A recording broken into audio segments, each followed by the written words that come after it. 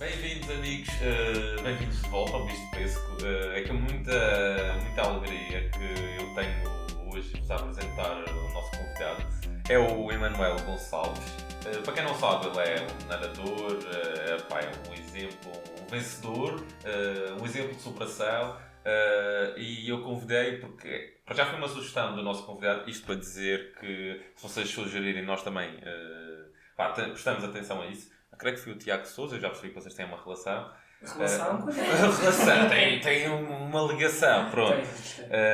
O Tiago Sousa sugeriu o Emanuel, então eu fui dar mais atenção ao seu percurso. Fiz um Google, Emanuel Gonçalves.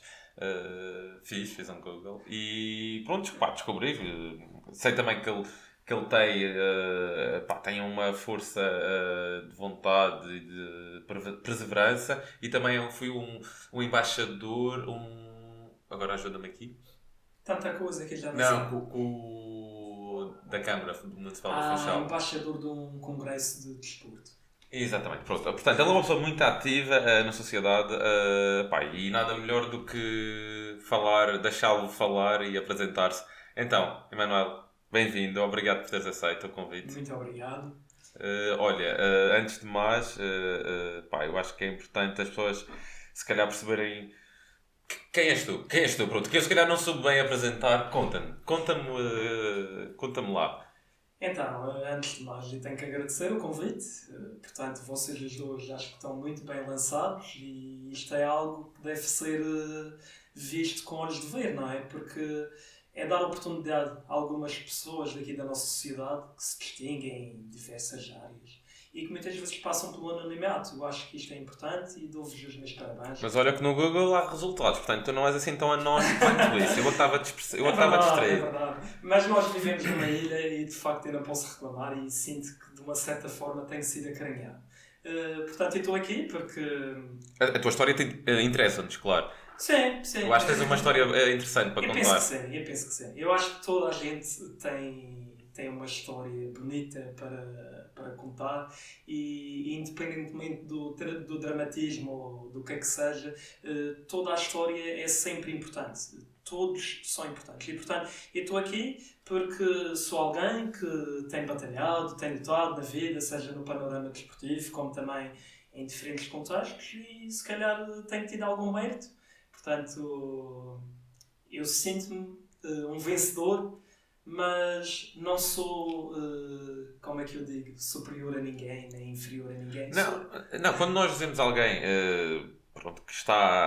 que leva a fasquia, é para nos ajudar os cá em baixo a acompanharem, a dar uma força, a ter uma referência. Porque se nós não tivermos as referências, se a fasquia estiver sempre em baixo, também não há evolução, não é? E é importante, porque é que nós temos heróis? Porque é que nós criamos heróis?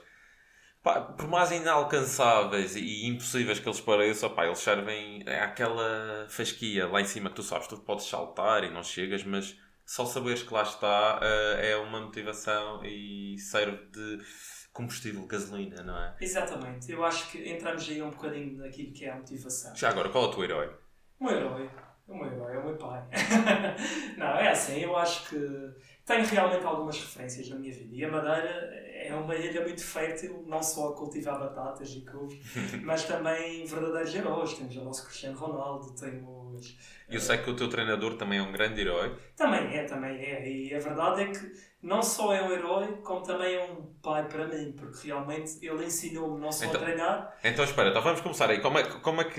Onde é que entra a natação na tua vida? Portanto, a natação, eu tinha que meter água de alguma maneira. E realmente a água é um elemento muito importante.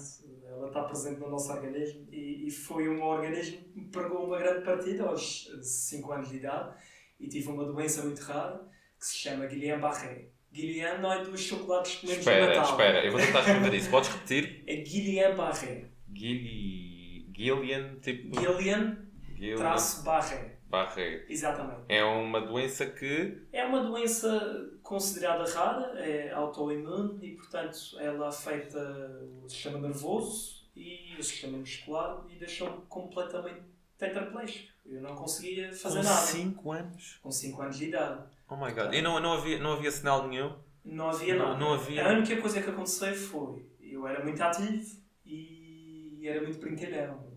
Como não havia telemóveis, não havia nada Mas disso, nota-se. Isso não se perdeu. Eras e continuas. Mas a verdade é que eu fui ao circo no Natal, vi aqueles palhaços a se pendurarem lá naquelas coisas e tal, e fui para casa e fui replicar aquilo. E caí. E entretanto, eu comecei a ter alguma perda de mobilidade dos membros inferiores. E é assim que se caracteriza esta doença. Começamos a perder a força dos pés, Mas pernas. isso foi algo induzido, não foi uma coisa endógena, foi... Até hoje nunca soube, só deixado. A verdade é esta. E entretanto a minha mãe pensava que eu estava a brincar, porque eu comecei a cair. E a minha mãe pensava, levanta-te, tu estás a brincar comigo. Mãe, não consigo. E depois entretanto eu comecei a gatinhar, até que fiquei completamente parado. E fui ao médico e fui logo internado. E então com 5 anos de idade e sozinho para o hospital, aquilo foi um bocado...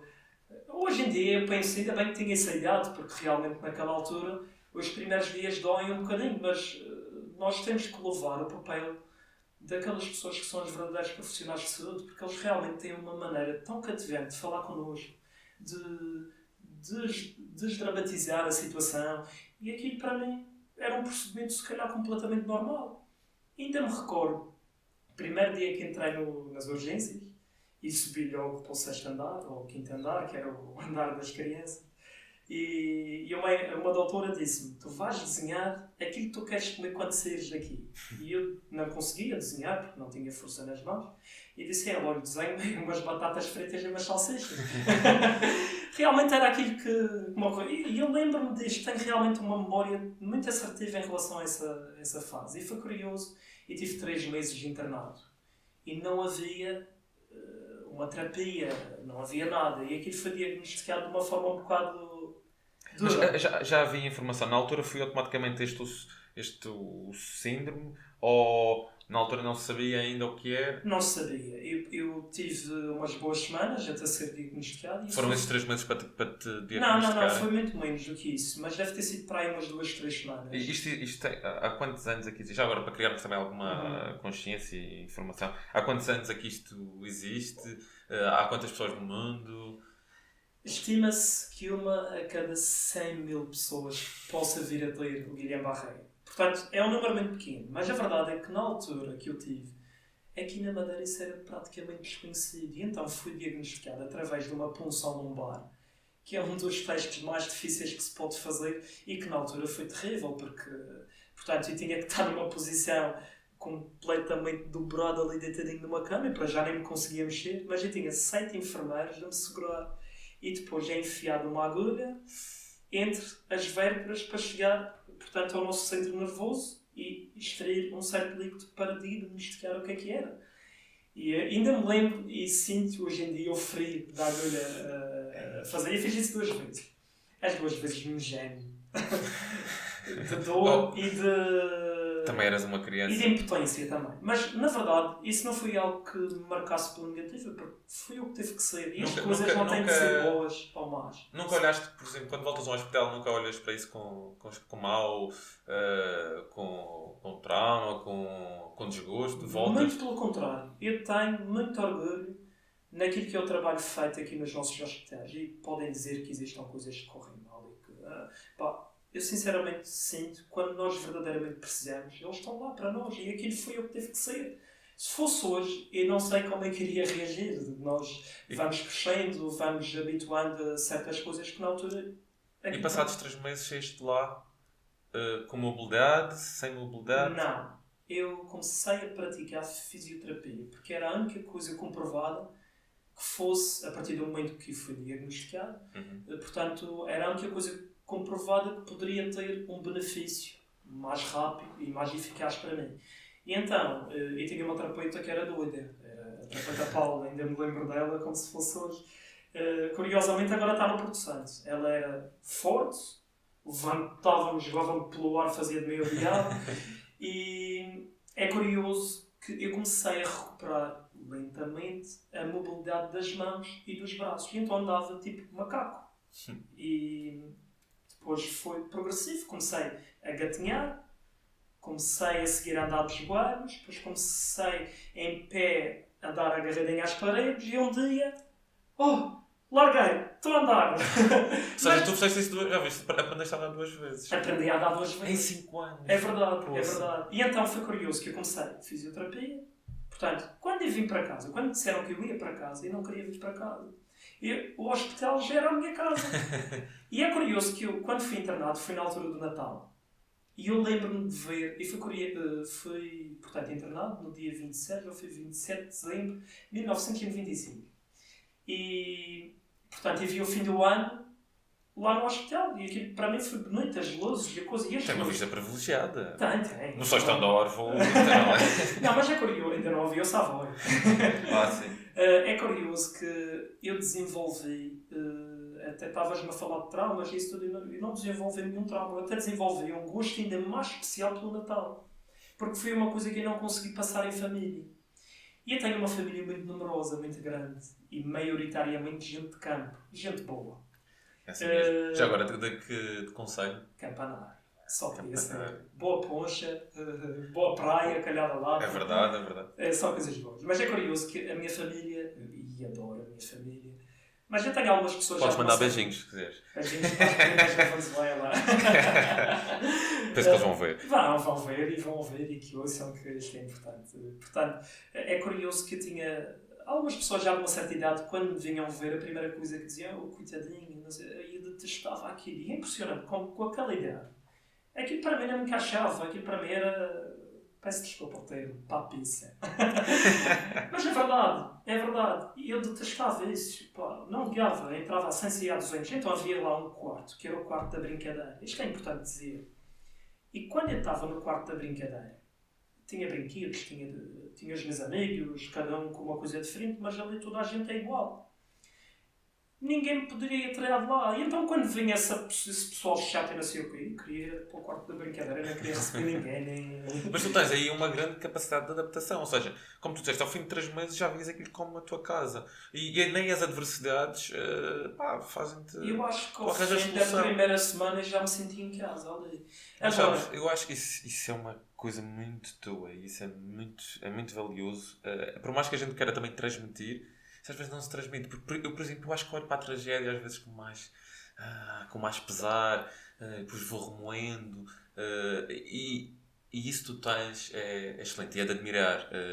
É bom as pessoas ouvirem contagiar, mas isso é teu, isso é inato. Isso é uma coisa tua. Eu agradeço, mas tenho que frisar um aspecto muito importante. Portanto, eu acho que numa idade mais jovem é muito simples nós conseguirmos assimilar e gerir esses processos emocionais, porque isso acaba por ser um processo emocional. E quando nos tornamos mais adultos, nós criamos expectativas, criamos rótulos, por assim dizer, e portanto é mais difícil de gerir toda essa carga emocional. Achas que teria sido diferente agora com esta idade? Provavelmente sim. Eu hoje em dia agradeço isso me ter acontecido, porque de certa forma isso moldou o meu caráter e o meu espírito e a minha vontade, porque é verdade. E eu já vou chegar lá. Eu não quero adiantar muito, porque eu não sou um grande marcador como o Cristiano Ronaldo. mas há uma coisa muito importante. É que vê-se isso. Nós vivemos numa sociedade que nos estímulos altamente estressantes. E por acaso interessa-me muito esta área da gestão emocional. E tenho feito algumas... E tenho investido um bocado no meu conhecimento depois de licenciar.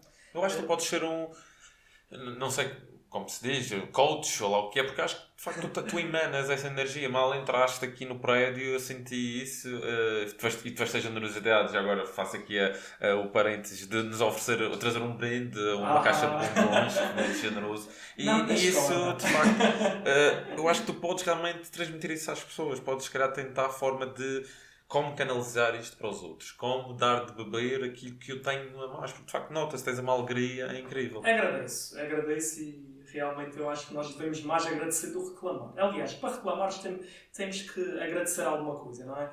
E muitas vezes, naquele contexto que eu estava a dizer, é por acaso muito fácil cairmos na tentação de julgar, de entrar no contexto depreciativo de uma situação.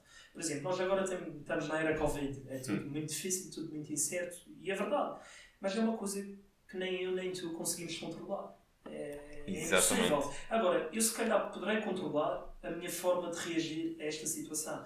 E então, portanto, essa situação que eu vivi aos meus 5 anos de idade, eu mesmo sem querer, mais tarde, e havemos que chegar lá no seguimento desta conversa, e vim a descobrir que isso se calhar foi a maior lição que eu aprendi na minha vida. Portanto, foi o primeiro passo, por assim dizer. Muito bem. Mas uma coisa que eu noto é que quando nós somos crianças contentamos com pouco, ao passo que nós quando somos adultos e quanto mais vivemos, damos muitas coisas por garantidas. E também já estamos acostumados, já temos costumes, já temos vícios, hábitos, e se calhar por aí que a perda seria algo maior e mais traumatizante. Mas pronto, adiante. Deixa-me só dizer uma coisa. Acrescentar. Desculpa de interromper. Siga. Tu tocaste no que eu queria só concluir esta parte. Há uma frase curiosa, não é minha, mas eu gosto muito de citar. É de um guru espiritual. Nem faço ideia quem é. É aquele autor provérbio chinês, estás a perceber? Devemos manter e enriquecer e até alimentar aquela criança interior que todos nós temos e muitas vezes esquecemos. E por acaso, o meu treinador é um herói. E é verdade, eu tive alguns treinadores na minha vida e gosto de todos. Mas este último que Eu disse um em particular, é para se estamos a falar de um... é o Almano. É o meu querido Almano.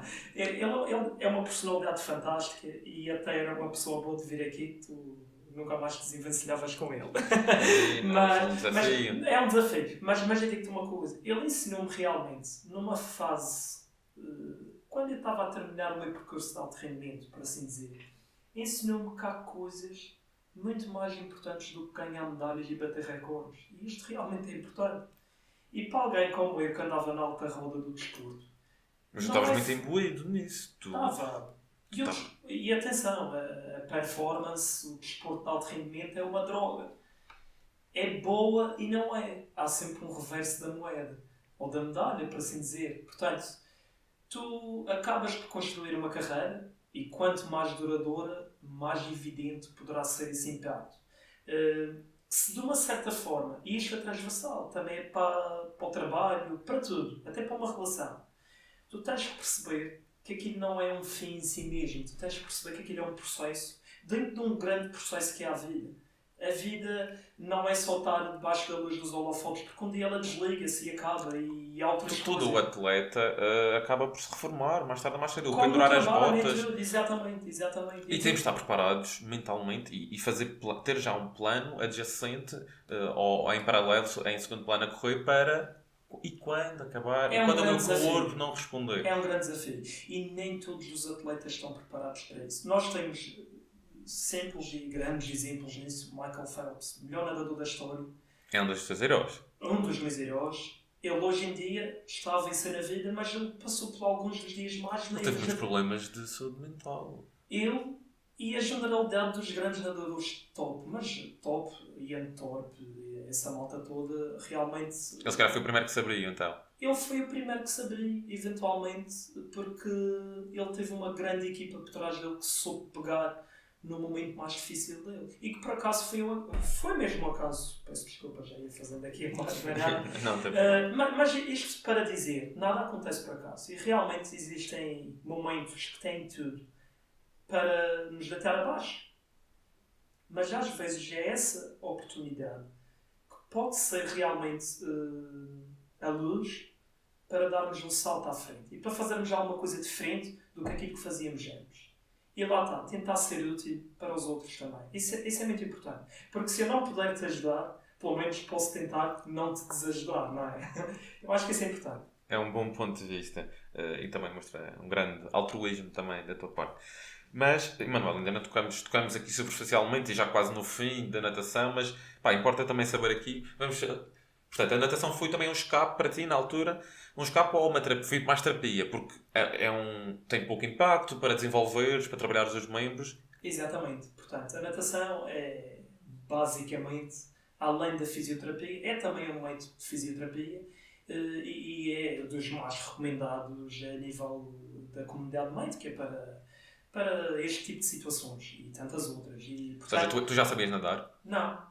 Então mas logo de seguida foste é obrigado a algo que aprender. eu até gosto de afirmar. E tinha pavor à água. e tinha um pavor imenso à água. E na altura que eu comecei a nadar, portanto, a água era gelada, a piscina industrial, neste caso a Francisco Franco, tinha uma piscina para aí com 20 metros, nem era 25 metros, Sei, era isso era um 20 poço, metros. eu cheguei a ter aulas nesse poço. Eu desapenhava à boa maneira madeirense. Desapenhava. Eu não gostava nada de nadar. Eu detestava, eu não conseguia meter a cabeça dentro da água. Eu tinha pavor àquilo, não gostava. E depois eu era extremamente magro. E naquela água eu sentia-me mal, cheio de frio e isso tudo. Mas realmente foi uma questão de tempo. E também a natação tem uma particularidade muito importante. A vertente terapêutica não é só para a parte física, mas é essencial reconhecer que o desporto é um meio social. Embora a natação seja uma modalidade individualista, por assim dizer, em que cada um tem a sua pista para competir, naquele contexto de treino, nós temos certos momentos que mandamos um piteado para cada um, etc. E das primeiras coisas que eu fui alcunhado quando cheguei à natação, fui de sargento. Porque quando eu recuperei do vírus, eu fiquei com sequelas. E, portanto, essas sequelas não me impediram de ter uma vida 100% equilibrada e 100% para a frentex. Eu simplesmente não tenho força nos meus membros inferiores, nos pés, para cima, mas para baixo faço tudo. Jogo a bola, corro, salto e, portanto, tenho um andar como um sargento. E um colega meu que eu não conhecia de lado nenhum, a primeira vez que me veio, sargento. E ficou. E o meu primeiro e-mail era sargento 1238@hotmail.com. Era daquele marchar, aquela brincadeira. Ou seja, assumias e sem problema nenhum, sem problema complexo, de Desde o inferioridade. primeiro dia, o meu nickname até no Mirk, que existia antes, sequer de haver messengers ou o que fosse, era o sargento. E havia pessoal que nem sabia o meu nome, era o sargento. Mas sabe, isso é bastante saudável. As pessoas quando criam complexos e que acham, estão a ridicularizar, as pessoas quando veem desse ângulo demonstram um pouco mais de si, que é um ângulo mais negativo. Porque às vezes quanto mais tu contrariares, pior será. É quase como vai com a maré. Contra a corrente. Exato. Não, vai com a maré, corre bem. Aí corres lindamente. E a verdade é que eu ganhei realmente a partir daí. E atenção, porque se calhar os teus pais tinham, e eu acredito nisto muito, que os teus pais tinham se calhar receio quando viram a tua recuperação, se calhar pensaram, quando eu for para a escola, se calhar vai ser posto de parte, vai ser visto de forma diferente. Mas tu abraçaste isso como... Mas ainda bem que tocaste nisso, porque o meu percurso estudantil não foi proporcional àquilo que foi o meu desempenho e o meu desenvolvimento a nível desportivo. Não foi, de maneira alguma. Já agora foste pela via de ensino normal, sempre. Tudo normal, embora tivesse um ensino especial devido à situação. E atenção, que a doença que eu tive havia uma forte possibilidade de afetar, e afetou a área neurológica.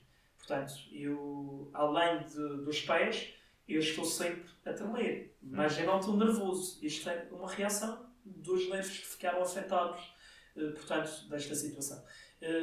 Entretanto, eu, através do ensino especial, eu tinha horários super carregados. Portanto, tinha o horário comum da escola, depois tinha o ensino especial e os apoios, e ainda tinha as aulas de natação, que inicialmente era 2 vezes por semana, depois começou a 3 e depois de repente era todos os dias, de manhã e tarde. O que é que acontecia? Eu realmente sentia-me, para já não é que eu fosse mau aluno, não faltava, não tinha nada a ver com isso. Eu não me sentia estimulado, porque a escola, e eu espero não ser mal interpretado. Siga, atira, aqui mas a escola é importante, é super importante e hoje em dia eu digo que aprendi muito através da escola.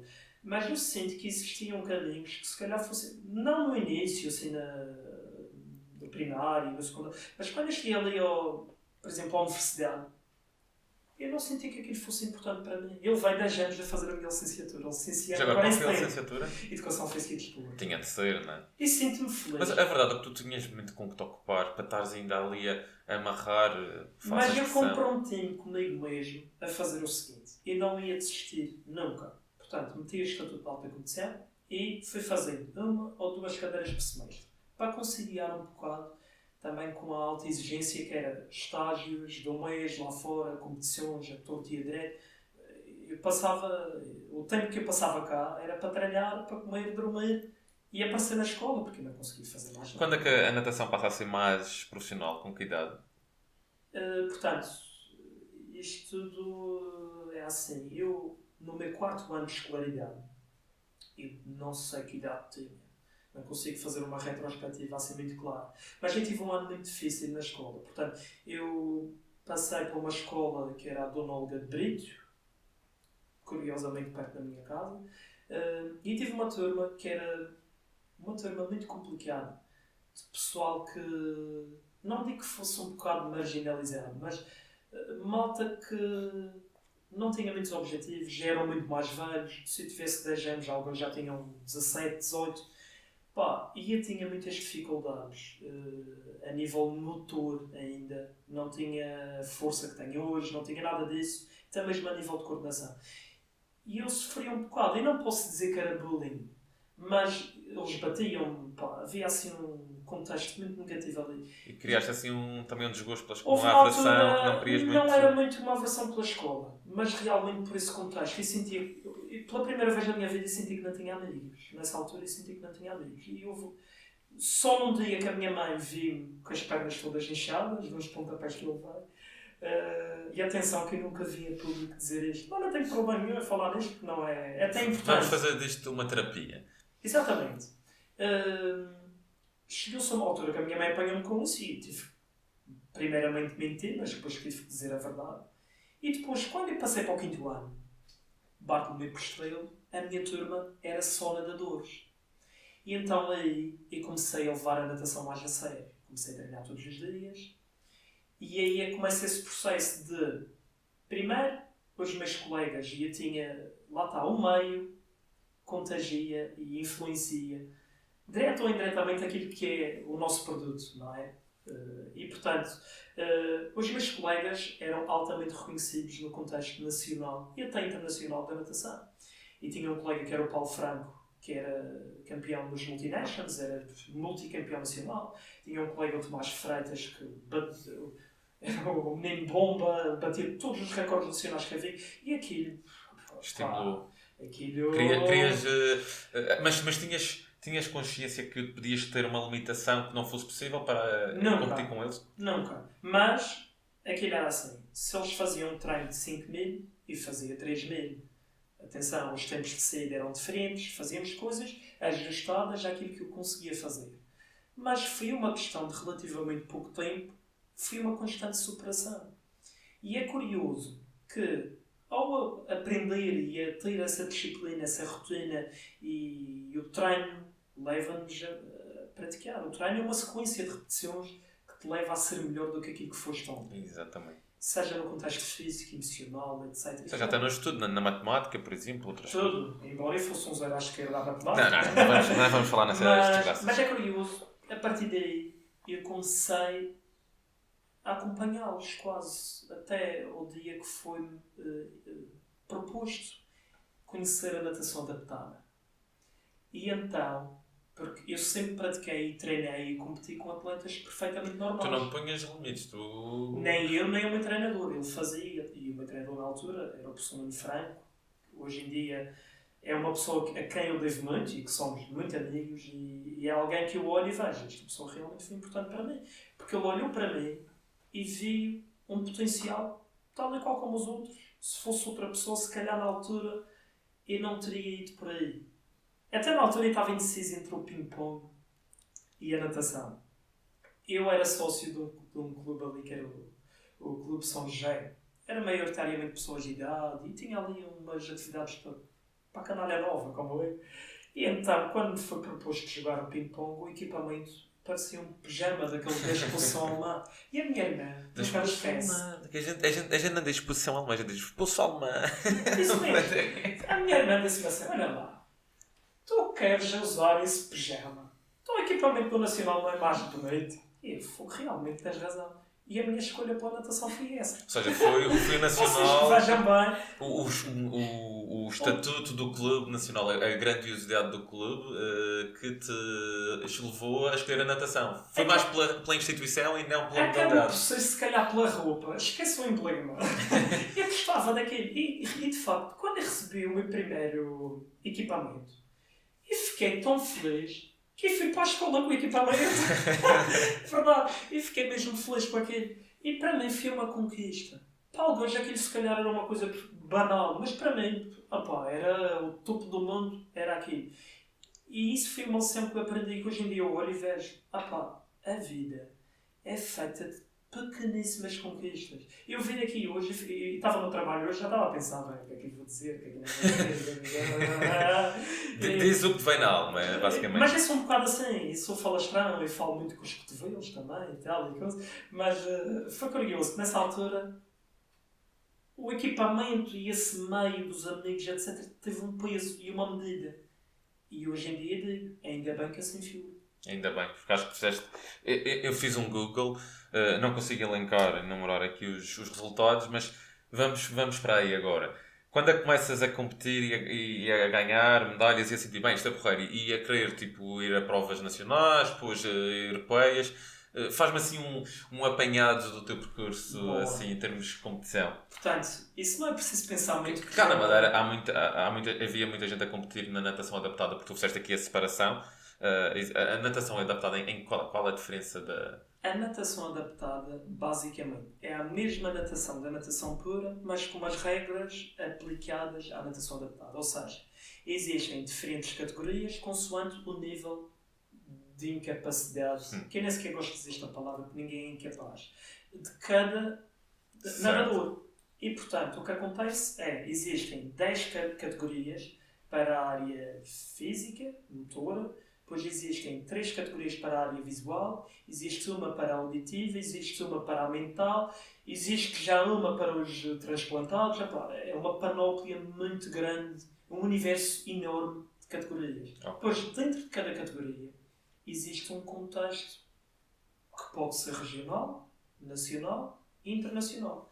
Aqui na Madeira, 0,0. Sim, não havia mais ninguém. Havia, e que foi também uma referência minha, que se chama Filipe Rebelo, uma pessoa muito conhecida na nossa sociedade. Ele não tem uma perna, mas literalmente vive a vida com uma perna atrás das costas. E é curioso que quando eu conheci o Filipe Rebelo, era uma referência. E como é a vida toda, eu consegui realmente ser o primeiro nadador da Madeira e provavelmente um dos primeiros a nível nacional a ir ao campeonato do mundo. Não fui aos Jogos. Mas o Filipe realmente teve essa particularidade. Ele perguntou-me, olha lá, tu não queres participar? E eu olhei para o Filipe, este gajo é tão conhecido, não sei o quê. Mas eu não sabia aquilo que era. E portanto o desafio aqui foi convencer os meus pais. Eu nunca tinha andado de avião. E o avião para mim, e já vi uma pergunta no Facebook do Tiago Souza, do avião, e já vou dizer o que é que o avião representa para mim. Representa liberdade.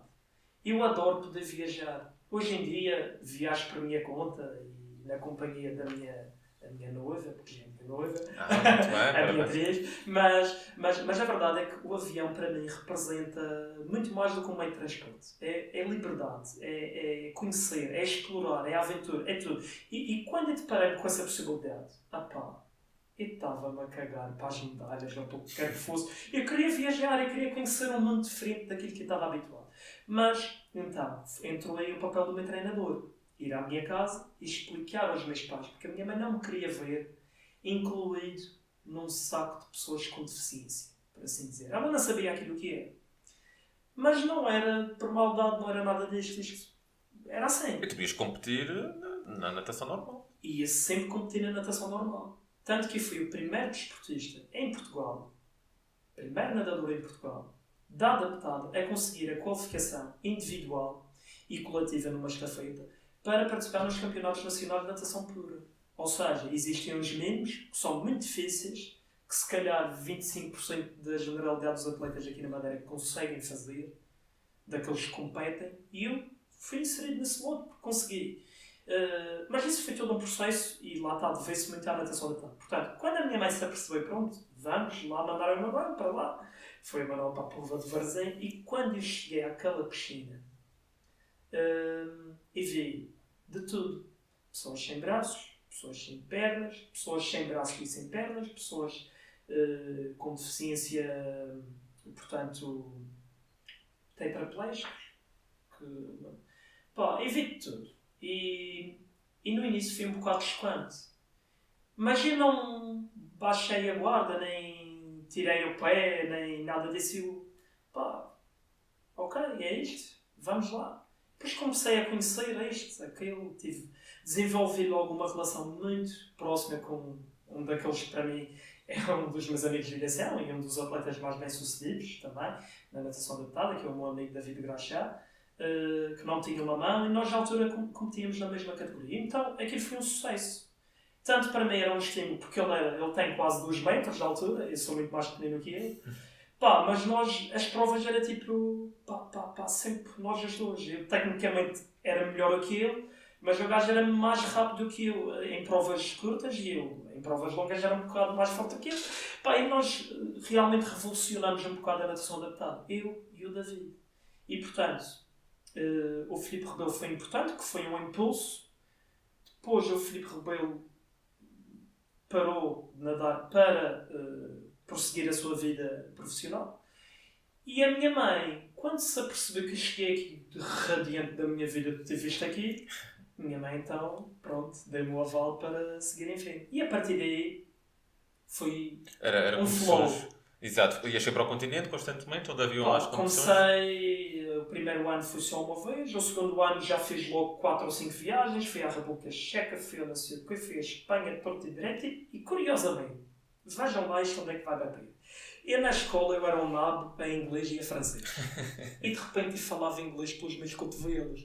Isso é normal. Porque a necessidade obriga. Isso é como aquela questão da nadar, que às vezes ensinam os pequenos a atirar assim para a água, não é? Não sei se isso é bem assim, mas já ouvi dizer. Acaba por ser verdade. Eu agora estou do lado de fora da piscina e tenho realmente muita experiência. Com e sem deficiência, que era um dos meus objetivos, assim melhorado, claro. Portanto, é curioso que às vezes é importante deixá-los beber água. Deixá-los sentir aquela... para eles perceberem qual é a necessidade de tentar fazer as coisas mais direitinhas e etc. A gente tem ali um processo que a seguir metemos os ingredientes todos na sopa e aquilo sai uma coisa da outra. Mas é curioso. Portanto, a natação depois aquilo começou. Eu era muito introvertido, comecei a ser mais extrovertido, comecei a abrir-me mais. E nós tínhamos ali um grupo. E muita atenção àquilo que eu vou dizer. Isto é para sublinhar. Não vou falar mais alto, senão os vizinhos ainda me batem. Não, está bem isolado. Há pessoas sem braços, há pessoas sem pernas, há pessoas sem a cabeça, estou brincando. Sem joelhos, não é? Isso lá estão os nossos políticos. Estou a brincar. Mas todos partilham uma coisa muito interessante. Todos partilham um sonho. Todos têm um sonho, seja lá onde for. E isso realmente foi uma coisa que eu sei de aprender. Poxa, este que tinha tudo. Há um caso muito evidente lá na natação adaptada, que é um rapaz que o apelido dele é o tronco. Ele só tem um tronco. Ele só tem um pezinho aqui, encostado à anca. Aqui não tem nada. Aqui tem uma mãozinha muito pequenina. Aqui não tem nada. Poxa. Ele nada com o tronco. E é o melhor do mundo na categoria dele. Ele é mexicano. Quando ele nasceu, os pais dele, a primeira coisa que fizeram foi abandoná-lo numa linha de comboio para ele morrer. E hoje em dia, ele não fala. Ele não é que ele não consiga falar. Ele é uma pessoa traumatizada. E é absolutamente normal. Mas ele vive. Ele tem a maneira dele de viver a vida. Ele tem a sua casa, ele tem a sua independência, ele consegue fazer a sua barba, ele consegue cozinhar. Epá, não me perguntes como, mas ele consegue. E, portanto, isto é importante. Trazer para a vida e para a nossa sociedade e perceber. Ele consegue. Porquê é que eu não consigo? Pá. E porquê que eu estou-me a queixar disto e disto não, daqui? É verdade. E atenção, isto eu realmente sinto e reconheço que até sou uma pessoa bastante positivista. Mas isto não invalida que eu também não tenha dias menos bons. E tenho, e reconheço. E esses dias servem para que possamos também reflexionar e perceber aquilo que podemos melhorar e fazer de forma diferente. E estas pessoas são exemplos. Para mim são exemplos. E devem ser tidos como tal. São inspiradores. E se calhar também ensinaram-te um pouco a ter mais gratidão para com a vida, exatamente, para com o mundo. E há uma coisa que eu tenho que dizer. Eu estou-te sempre a interromper. Sei. Mas há uma coisa que eu tenho que dizer e é muito importante. Eu era demasiado resmungão. Porquê? Eu era muito perfeccionista no treino. Eu queria sempre ser melhor. E o ser melhor implicava treinar com um padrão de qualidade sempre superior àquilo que fazia. E isso é impossível. Porquê? Porque o treino tem uma carga, tem uma quantidade, tem uma especificidade, tem tudo. Coisas que não vale a pena sequer falar aqui. E, portanto, é natural que nós temos períodos de maior carga durante vários meses para ter 2 picos de forma num ano. Mas esses 2 picos de forma normalmente coincidem com o quê? Com as 2 provas mais importantes que temos, que é ou o Campeonato do Mundo ou da Europa, ou então um campeonato nacional qualquer ou um meeting qualquer para fazer menos para esse momento mais importante. Isso o que é que significa? Há mais provas ao longo da época, mas nessas provas a gente nada para treinar. Parecemos sacos de batatas ali todos rotos. E eu realmente tenho essa particularidade. Eu participei em 3 campeonatos do mundo e 4 campeonatos da Europa. E realmente havia momentos que resmungava bastante. Porque, emocionalmente para mim era difícil. Porque eu queria acompanhar os meus colegas em determinados momentos da época e não conseguiria. Porque aquele momento era para eu estar a carregar e não a descansar. E daí existir. Era a única diferença que existia entre mim e os atletas da natação pura. Nós fazíamos tudo exatamente igual. A nível de carga, os treinos, tudo direitinho. A única coisa diferente que fazíamos era, eles tinham 2 picos de forma que a altura da época que eles tinham era diferente da minha. Portanto, quando eles estavam a descansar e estavam bem, eu estava em carga e estava cansado. E isso para mim era frustrante. Eu detestava. Eu resmungava por tudo e por nada. E portanto, nós vamos chegar lá, mais à frente. Foi um grande investimento pessoal e um caminho muito importante que eu tive que trilhar para esculpir um bocado esse pedaço do diamante da personalidade e adquirir outras competências com isso. Que, lá está, bater recordes e ganhar medalhas, quando nós somos minimamente bons a fazer aquilo que fazemos, é uma coisa perfeitamente normal. Eu já percebi que tu não gostas de elevar essa parte de resultados, porque o desporto para ti é mais do que um simples número ou o que quer que seja. Mas só para termos uma ideia, tu enumeraste as participações. Quais foram assim os teus melhores resultados a nível europeu, em mundial, até mesmo nacional, recordes que tu tenhas? Só por curiosidade. Ok. É assim, eu ao longo do tempo fui desenvolvendo um pequeno currículo de Isso é, mostra-nos o teu palmarés. Uma tentativa de angariar algum patrocínio, ok? Foi infrutífero, por assim dizer. Vivemos numa região muito pequena e... É difícil mesmo até É muito difícil. Até porque as pessoas, eu não sei se... Tu conseguiste qualificar 2 vezes para os Paralímpicos? Sim. Ou conseguiste os mínimos? Eu consegui os mínimos. Não consegui a participação, porque o mínimo... Existe o mínimo A e o mínimo B. O mínimo B não garante nada. O mínimo A praticamente garante a tua participação. Mas não é tudo. E eu fiz o mínimo A em mais do que uma prova. Portanto, nos Paralímpicos, ao contrário dos Infelizmente nunca participaste. Infelizmente não, mas estive lá. Tu foste. Vou explicar como. Portanto, e fui 88 vezes campeão nacional. E fui 90 e tal vezes recordista nacional, recordes que ainda tenho. 4 vezes recordista da Europa, 2 vezes recordista do mundo. Fui o primeiro desportista cá na região a bater um recorde do mundo. E portanto, nos vários campeonatos do mundo que eu participei e da Europa, e fui medalhado em 3. 2 campeonatos do mundo e um campeonato da Europa.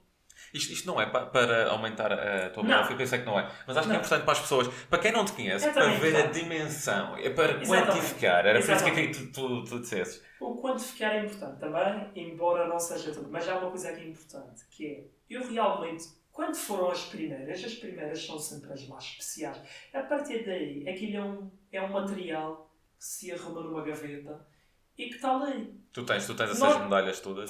Hoje em dia estão guardadas, exibicionadas, as mais importantes. As outras ainda não tive a oportunidade de organizar e estão a ganhar pau. Mas tens todas? Tenho todas. Algumas, mais tarde, fui dando a algumas pessoas que gosto muito e que não me fazia sentido. Por exemplo, alguns miúdos que estavam a começar a natação, algumas pessoas que tinham algumas carências familiares, etc. E eu sentia-me bem em dar aquilo. E antes não era assim. Atenção, não era nada assim. Gostava de guardar aquilo e coisa. Mas depois lá fui desmamando esse vício material, não é? Mas tudo isso foi importante. E realmente, só para te dizer, eu acho que ganhei mais na natação, aquilo que eu acho que lucrei mais na natação foi realmente as experiências que eu vivi. Portanto, as viagens, os amigos que eu conquistei. Só para teres uma ideia. A partir de uma determinada altura, e não descortinando aquilo que eram os meus objetivos, e quando eu tinha os meus objetivos era para cumprir, e sempre foram cumpridos. Mas aquilo que era... A primeira coisa que eu metia na mala era a roupa da última noite. Primeira vez que eu saí à noite, aqui na Madeira, a minha mãe me deixava. Mas lá nós pegamos a última noite. E nunca tinha tido uma namorada, vê lá. Só para teres uma ideia. Eu até dizia que gostava de vir a ser padre. E lá tive a minha primeira namorada, e depois tive outra e tudo. E depois ganhei as dois e hoje em dia tenho mais dois.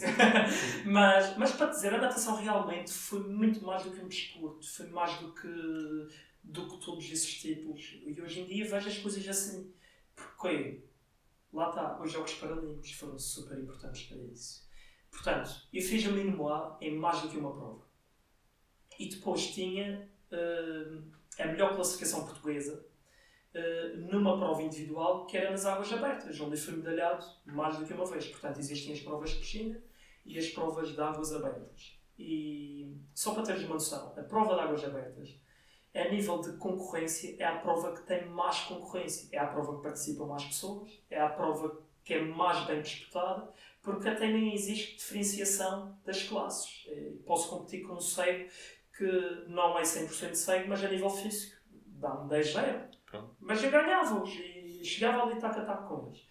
E portanto, essa prova foi excluída dos Jogos Paralímpicos. Portanto, a minha melhor classificação não contava para o apuramento dos Jogos. Então o que é que acontece aqui? Eu só dependia das minhas outras provas, que embora tivesse o mínimo A, o meu ranking mundial era um 8º, 9º lugar, em comparação com outros colegas do meu país, mas de outras categorias.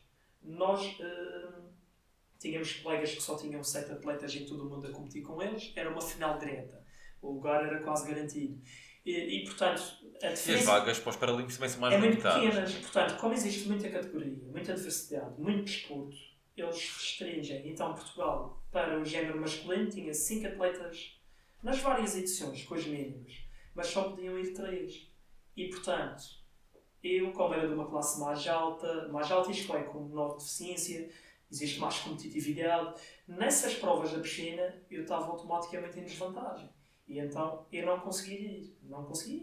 Ok, o comitê acabou por escolher aqueles, se calhar, com maior probabilidade de trazer uma medalha. Não Exatamente. Não é errado.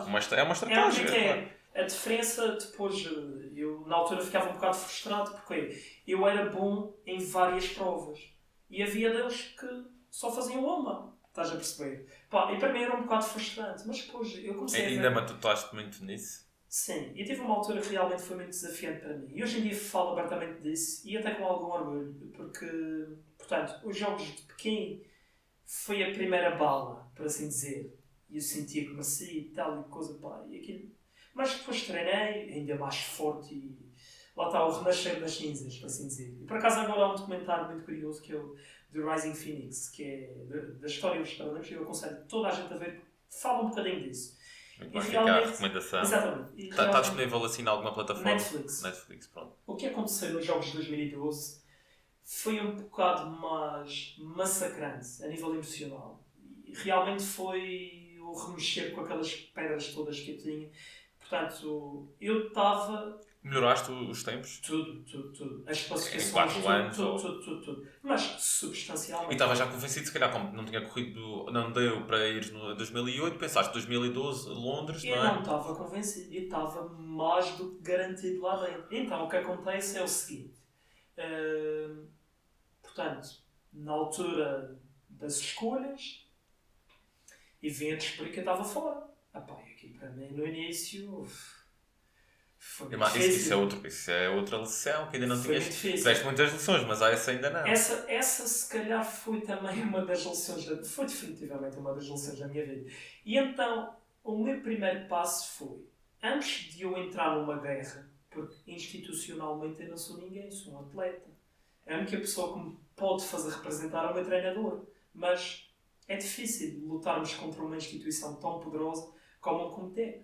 E então eu estava sozinho. E sabia que era uma luta perdida. Mas eu quis ir para a frente. E então os meus amigos, numa tentativa de me meter nos jogos, criaram Facebook, queriam Acho que foi jogar um jogos. dos resultados que eu Pá, de obtive no repente Google. aquilo ganhou uma visibilidade enorme e começou a ser conhecida a situação e começou a ser um bocado polémica.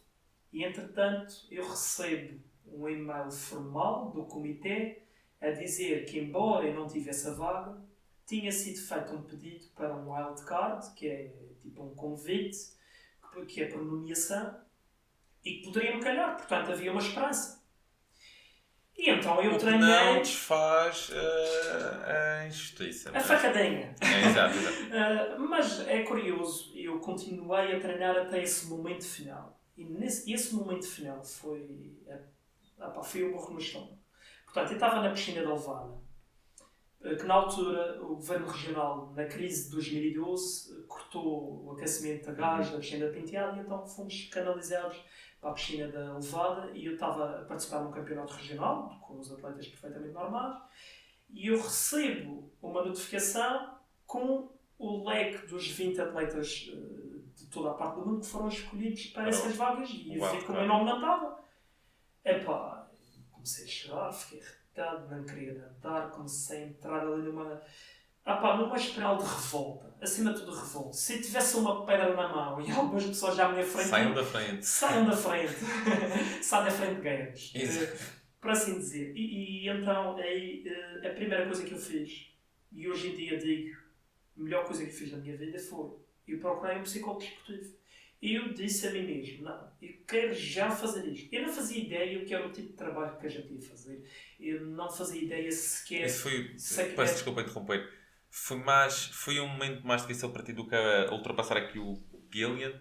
Muito mais. Emocionalmente, não tem sequer comparação. Foi uma dor muito forte, porque aquilo era o amor da minha vida. A natação era o amor da minha vida. A minha vida era a natação. A escola... E, aliás, eu na altura até já estava a frequentar a universidade. Portanto, eu tinha a Bolsa Paralímpica, tínhamos estágios, tínhamos tanta coisa, tinha uma bolsa mensal, não era muito grande, não se vivia com ela, mas como eu vivia com os meus pais, dava-me uma certa ajuda para a preparação e isso tudo. E perder aquilo tudo para mim foi... E então, mais tarde eu vim a perceber que afinal, esse pedido que era para ter sido feito não foi feito. E portanto o meu nome era impossível de ter. Isto está a gerar uma revolta. Eu acho que vai gerar uma revolta, não. uma expectativa isto foi uma coisa falada e eu não tenho nosso qualquer... auditório. Portanto, o que aconteceu depois foi esse grupo de amigos que se uniu para tentar me levar lá, definitivamente convenceu-me e levou-me lá. O que é que aconteceu? Pagaram a minha viagem, a minha estadia, e eu estava no Porto Santo e ligaram-me, Manuel, vai fazer a mala que amanhã vais para Londres. E não vou para Londres. Estou no Porto Santo, estou com os meus amigos, estou a beber depois. Não, caçadinha para Londres. Podem fazer o que quiserem. Não vou para Londres. Não, Manuel, é aquilo que nós podemos fazer por ti e nós queremos muito que tu vás a Londres. E não vou. E vou. 3 vezes não, é um 100. E olha, viajei outra vez. Mas, pronto. Também nessa altura já devia estar. E na altura, eu tinha uma namoradinha lá e então fui a Londres. E é muito curioso. Eu cheguei ao aeroporto e aquilo era publicidade dos jogos por todo o lado e coisa. A primeira coisa, comecei a chorar. Não era de tristeza, não era de frustração, foi um alívio. Não te sei explicar. Mas eu também já tinha começado a fazer esse trabalho mental para o que ia encontrar. Depois fui ver a prova dos meus colegas e eu fiquei tão orgulhoso, principalmente com a prova do meu colega David, porque ele era de outra categoria. Fiquei tão orgulhoso com ele, choramos, rimos, fomos tomar uma cerveja. Depois estive na aldeia olímpica, ou seja, eu vivi aquilo tudo como se eu tivesse estado lá. Portanto, para mim, eu estive lá. E é verdade, eu tive. Os meus colegas de todas as seleções que sabiam toda a situação vieram-me trazer. Eu vim carregadinho para a Madeira. Com t-shirts e pins de todas as seleções, tudo e mais alguma coisa. Incrível. Mas houve uma coisa que aconteceu lá que eu tenho que enaltecer, que é... E lá está.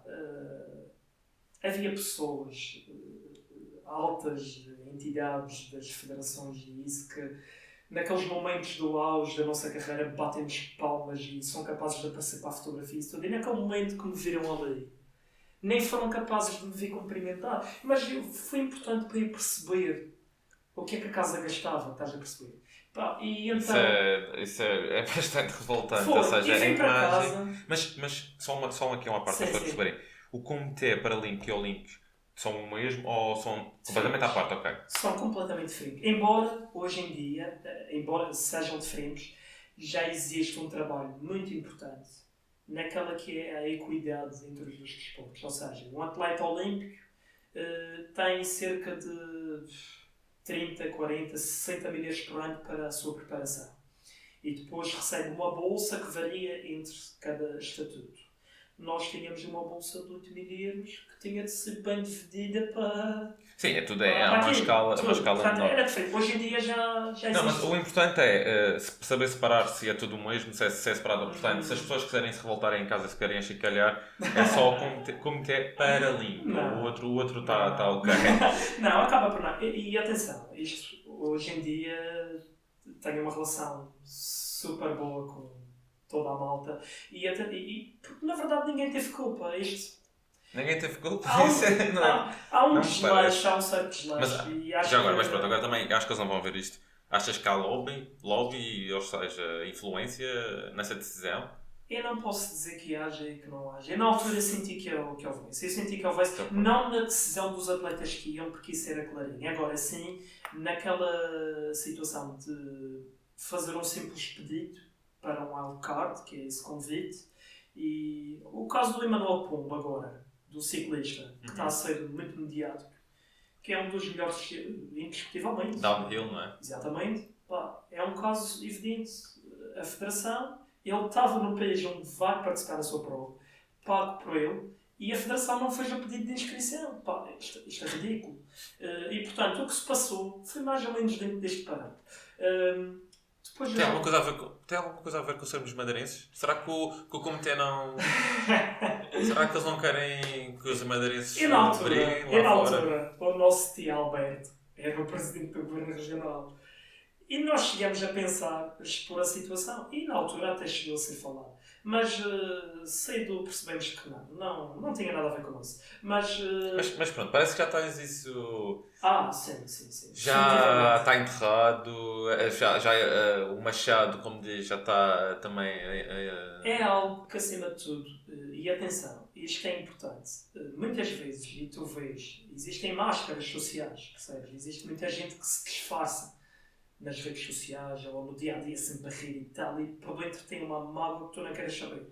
E portanto isso é terrível para a tua saúde emocional, não é?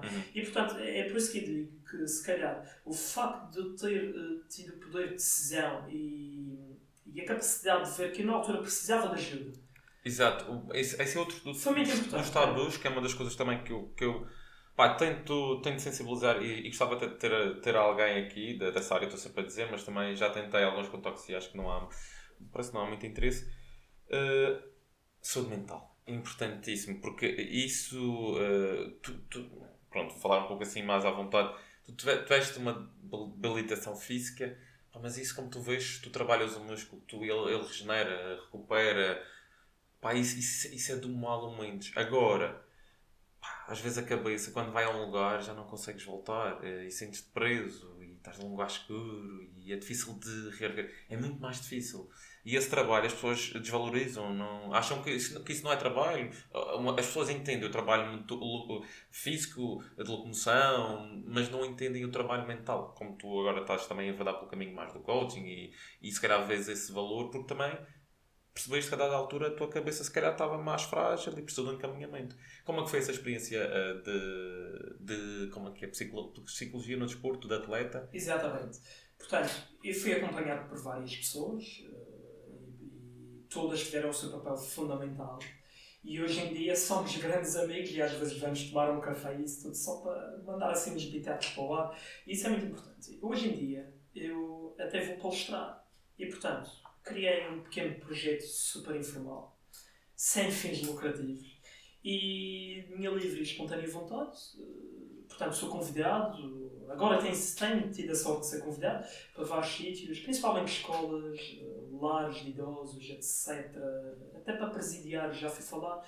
E tudo começou com um pequeno PowerPoint e hoje em dia só me falta ir ao Eu acho que, TEDx. de facto, tudo aquilo que eu ouvi, epá, eu acho que tens muito realmente para partilhar Tenho pano e ainda para bem, mangas. exato, ainda bem que as pessoas têm de solicitado e Sim. acho que és um excelente Mas exemplo. partindo daquilo que foi a tua questão, e que é muito importante, e eu gosto muito de falar sobre isso, interessa-me muito, porque é assim, eu acho que quando trabalhamos o nosso corpo, ou estamos num processo de treino, ou estamos num trabalho, ou temos um objetivo muito forte, devemos trabalhar de uma forma holística. Ou seja, o músculo não se trabalha só um braço, temos que trabalhar o outro braço também, porque senão as coisas não vão ser iguais. E, portanto, a nossa cabeça, a nossa motivação intrínseca, que é aquela mais importante, que provém daquilo que tu acreditas, que são as tuas crenças, que são as tuas convicções, isso tudo, tem que ser muito bem trabalhado. Há pessoas que nascem com isso e que têm realmente uma ambição exímia para conquistar, mas há outras que se calhar têm que passar por vários desafios e que nada acontece por acaso para poder fortalecer esse aspecto e isso tudo. E realmente, embora tenha passado pelo Guillain-Barré, o Guillain-Barré só começou a ser uma lição a esse nível mais profundo quando eu passei por esta situação de ter esta queda tão grande. E não digo que tivesse estado num estado depressivo, por exemplo. Eu senti-me numa grande ansiedade. Não há digamos, nada de anormal, errado, de pois anormal, porque acho que as pessoas nada têm disso. fases. E até tens chemical imbalances, que é insuficiências, desequilíbrios químicos internos. Exatamente. Portanto, tu às vezes não tens culpa. Exatamente. Aquilo que eu queria chegar era o seguinte. Eu realmente, na altura, eu estava ansioso porque guardava dentro de mim algo que eu não sabia como exteriorizar. E a minha forma de exteriorizar era lançar-me à água, cerrar os dentes e dar o meu melhor, mas naquele momento, vou dar o meu melhor para que isso daqui a 4 anos vai-me acontecer igual. Portanto, a minha motivação começou-se a divergir um bocadinho daquilo que eu estava habituado. E, portanto, quando tu não estás habituado a um contexto, a um meio, tudo muda. Começas-te a sentir ansioso, começas-te a sentir, portanto, numa coisa que não é tua. E, portanto, é muito difícil de gerir isso. E aí, lá está, os amigos, o treinador, os meus pais, e eu abri-me com toda a gente.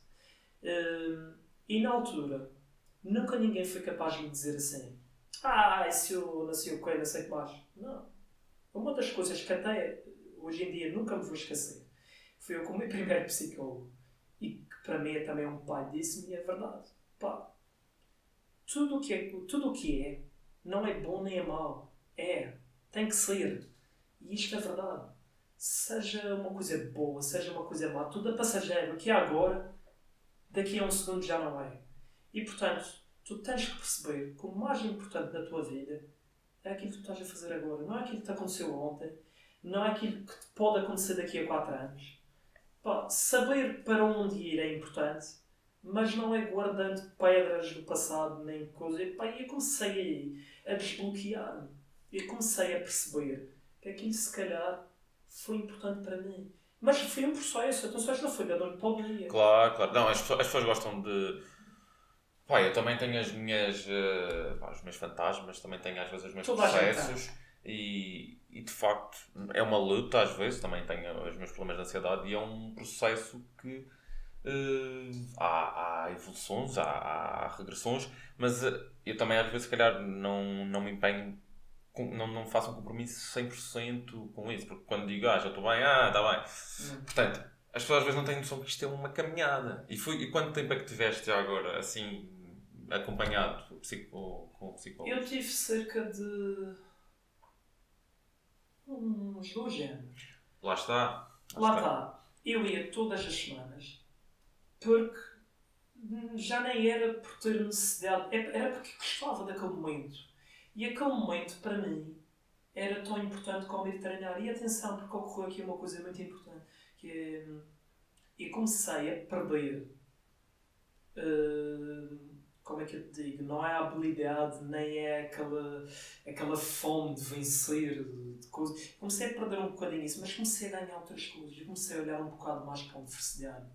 E comecei a olhar um bocado para o sair à noite com os meus amigos, ou ter outras coisas que me pudessem fazer ver o que é viver, estás a perceber?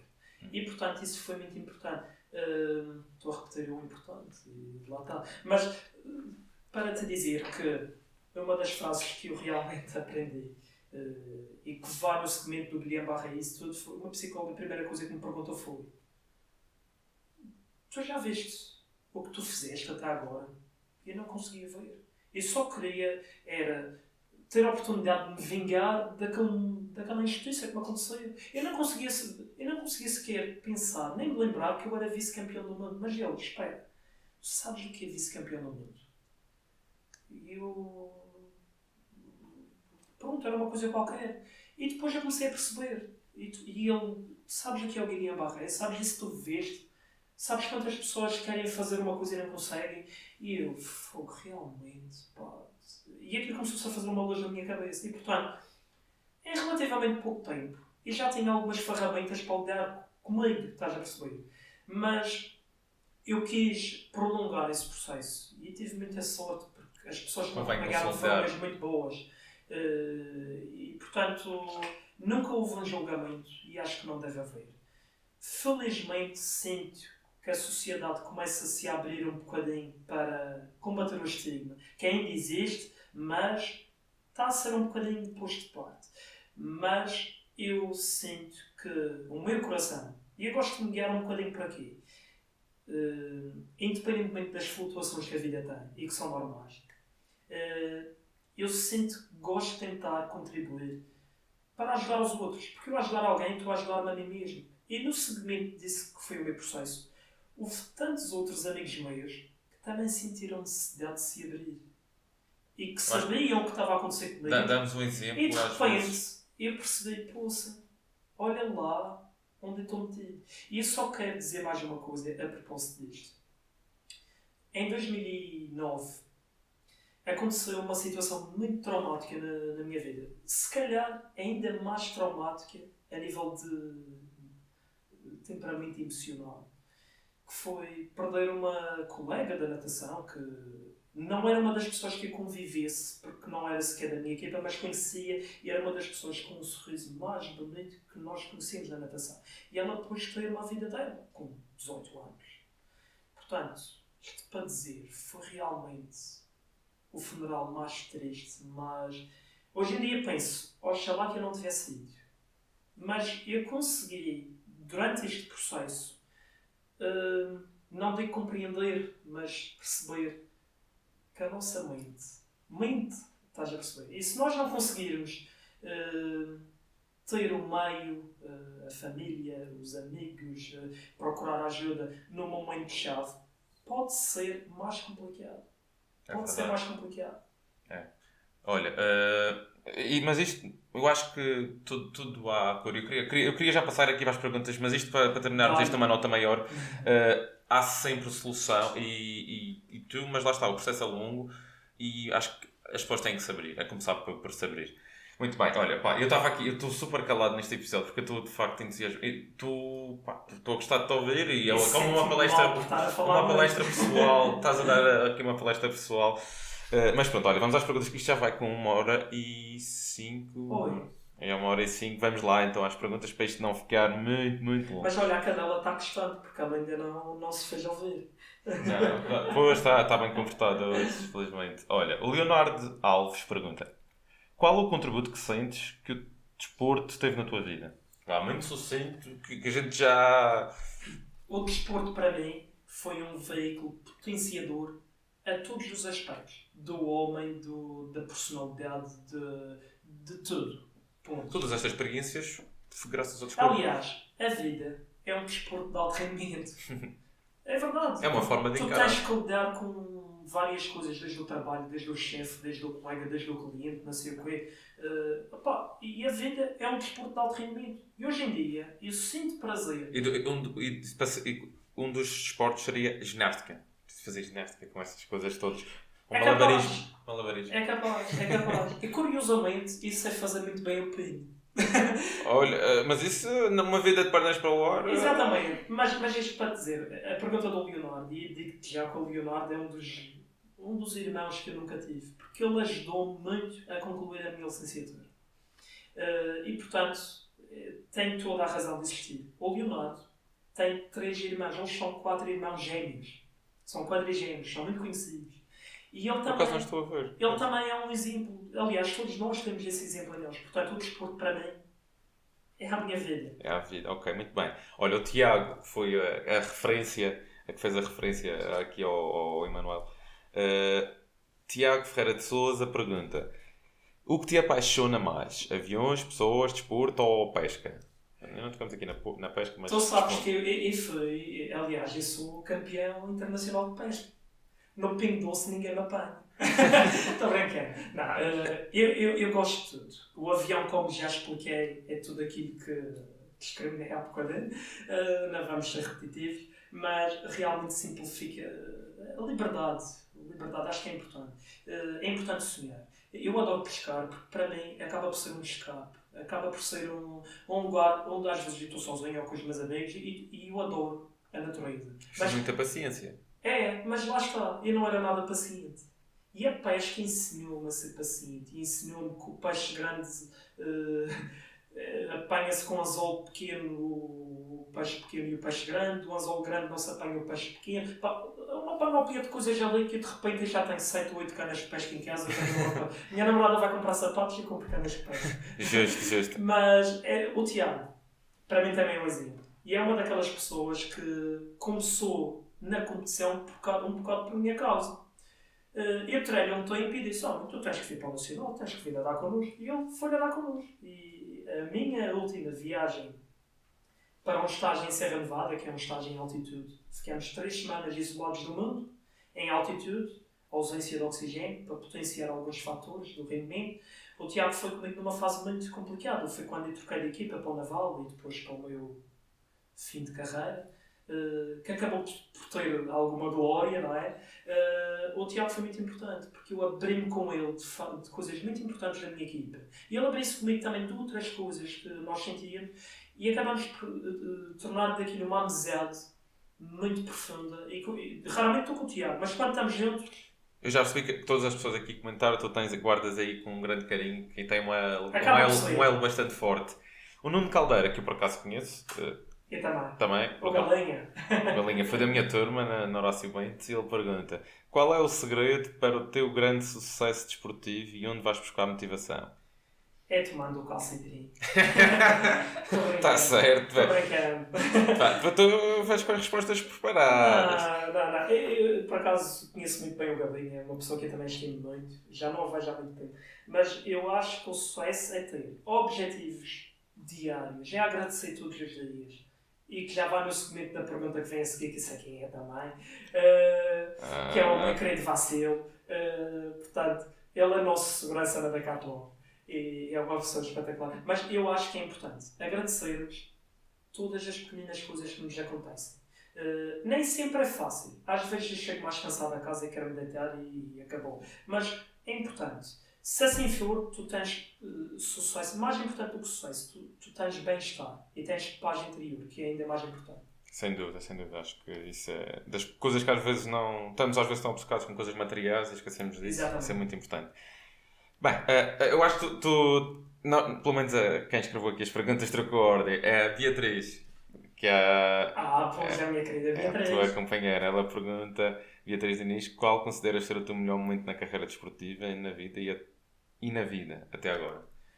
É assim, na carreira desportiva eu considero que as minhas medalhas no Mundial e no Europeu e o meu primeiro recorde do mundo realmente foram muito boas. Só para teres uma noção, eu era recebido cá na Madeira, não fazia ideia, os meus pais iam buscar e de repente vinha 50 macacos da minha equipa com cartazes e o cara me jogavam pelo ar. As minhas medalhas hoje em dia estão todas manchadas. Uma delas foi levar um banho de prata daí. Por causa do champanhe que aquilo levava da malta e depois... e realmente isso foi não te consigo descrever em palavras aquilo que se sente na emoção. Mas há outra coisa aqui importante, e ela perguntou e eu vou-lhe responder, e a vocês também. Portanto, no dia de anos dela, agora dia 12 de setembro, 3 dias depois de mim, eu fiz-lhe um pedido de casamento. E portanto, eu queria fazer à moda antiga. E o sargentinho que pôs-se a rigor, vestia a sua camisinha, foi fazer uma prova aí de mar, que veio a malta toda das seleções e isso tudo, sem treinar, fiz no na geral. E em casa da Beatriz, já frente dos pais dela, 2 beijos, as pessoas assim mais chegadas, empenhei o meu anel e pronto. Muito bem, o homem antes. Gaguejei como nunca. Mas aqui estás a sair bem, aqui estás a sair bem, mas realmente. não tenho nenhum anel para te dar. Ainda bem, vá lá. Mas olha, também, pá, coisas boas a ter respeito, demonstra grande caráter, é verdade. Olha, o outro nome que tu vais-me ajudar. É o vacilo. Já respondi. Deve ser. O Vacilo e Metroid. Qual é a primeira coisa que faz de manhã e a última que faz à noite? Pronto. Eu não vou dizer xixi a cocô, porque também que eu ontem. Mas realmente eu acho que agradecer. Agradecer é muito importante. Eu tenho uma tia, infelizmente já partiu, era uma pessoa que passou por muito na vida, coisas boas, coisas muito más também. E ela, depois de arrumar a sua vida, viveu os melhores anos da vida dela, já depois dos 70 anos. Ela todos os dias bebia um bocadinho de whisky, diria que dava saúde. E realmente dava, que ela estava sempre bem forte. E qual é o teu elixir? Leitinho com Nesquik. Estou brincando. Não, eu gosto muito de beber água. Mas não descarto uma ponchinha de vez em quando. Também é importante. E mesmo sendo atleta, de vez em quando Hoje para em descontrair. dia, atenção, eu sou Não, antes não dava. Agora, sim, entretanto sabemos. Agora beito água. Agora sabemos também que tu já te retiraste, não é? Sim. Já agora estás mais focado neste projeto que tu mencionaste agora, o Sim. projeto Beatriz, que acho muito fazes muito bem. Também, é verdade. E focado na tua vida profissional. Exatamente. Eu gostava só de frisar uma coisa.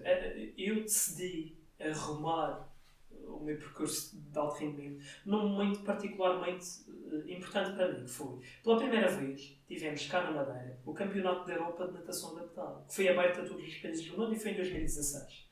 Tecnicamente, eu sabia que não ia conseguir o apuramento para 2016, porque houve uma grande reformulação nas classes e entraram atletas na minha categoria, da Ucrânia e etc., que a seguir até arrebentou um escândalo por causa disso, porque a maior parte deles nem deficientes eram. Alguns deles já tinham participado em campeonatos mundiais de natação pura. Portanto, os recordes do mundo foram substancialmente esmagados por 7, 8 segundos. Barbaridade. E, portanto, eu curti o campeonato. Tecnicamente, foi um campeonato que correu mal, a nível de performances, mas eu estava feliz porque pela primeira vez eu tive a minha família e os meus amigos ali, toda a gente, só para teres uma noção. Aquela gente era tanta que eu não conseguia meter a touca na minha cabeça e tive que pedir ajuda aos meus colegas porque eu estava tão contente, não era nervoso, era contente e nos meus tambores aquilo ainda se pertencia. Portanto, foi realmente foi uma boa forma de terminar. Foi uma boa forma. Eu disse ao meu treinador, eu sinto-me feliz com aquilo que fiz. E nunca pensei sequer ter coragem de assumir aquilo, mas foi clarinho como água. Foi um clique. Pum. E é melhor assim, às vezes, em vez de adiar até se arrastar. Exatamente. Olha, isto já vai longo. Nós tentamos não tornar isto muito maçador para as pessoas, portanto vamos cortar por aqui. Olha, gostei muito. Eu também. E penso que a Sara também partilha do mesmo. Sara, opinião. Adorei e arrepiei-me várias vezes. Pronto, ok. Olha, tchim-tchim. Tchim-tchim, a água, olha, é o que nós temos. Mas lá que muito bom, olha. Não sei se queres deixar alguma coisa, alguma mensagem lá para casa, para o nosso auditório. Primeiro de tudo, parabéns a vocês. Acho que obrigado. Nós não fazemos nada, nós não fazemos nada de especial. Tem muitos panos para mangas, por assim dizer. Sim, mas isso não é nada especial. Gostava de vos desejar felicidades a todos os níveis. E para as pessoas que nos estão a ver e que espero que nos vejam e partilhem, não é? Espero que saibam, já estava a falar aqui um bocadinho à Cátia Aveiro. Espero que saibam que é importante sermos honestos connosco e sentir quando precisamos de ajuda, quando precisamos de um bocadinho de motivação. Inspiração vem dos outros, motivação vem de nós e, portanto, nem todos os dias têm que ser dias de glória, mas devemos trabalhar afincadamente para isso. Portanto, obrigado. Excelente. Não tenho mais nada a dizer. Ok, Acho que é ótimo. isso tudo. Está ótimo. Olha, muito gosto. Muito obrigado. Deixa tudo bem. E pessoal, aí em casa, espero que tenham gostado tanto quanto nós e continuem a acompanhar-nos. Já sabem, a Lenha do Estudo. E até uma próxima. Vá.